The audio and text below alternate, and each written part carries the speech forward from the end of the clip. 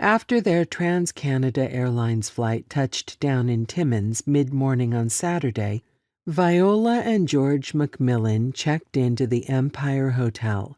They always stayed at the squat, four-story red brick building when they were in town, which was often. The first time, back in the early 1930s, the couple wondered how they would afford it, but that was no longer a problem. Even better, on April 18, 1964, the hotel was filled with even more mining people than usual.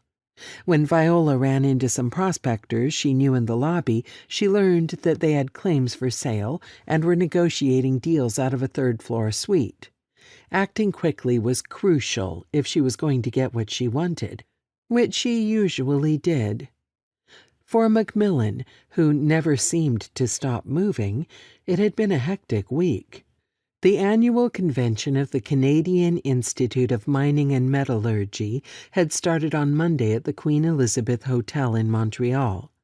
Most of the other women at the three-day meeting were wives of delegates, and their agenda included a fashion show at the Holt Renfrew store and high tea atop a bank building. McMillan had a different itinerary. After all, she was a respected veteran of the industry and the longtime president of the Prospectors and Developers Association.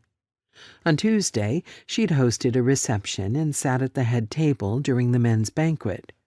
As a rare woman in mining, she always made a good story for the press. And earlier that day, the Montreal Star had run a piece on her.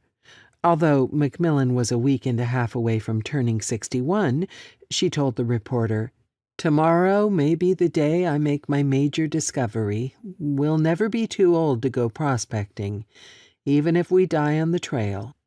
The theme of the conference was the Canadian Arctic, though the 33 technical sessions covered a variety of topics. But one subject dominated in the hallways, reception rooms, and bars and restaurants. The more than 1,000 delegates spent a great deal of their time talking about Northern Ontario. Rumors had been swirling for weeks that Texas Gulf Sulphur Company had a base metal strike in Kidd Township, just north of Timmins.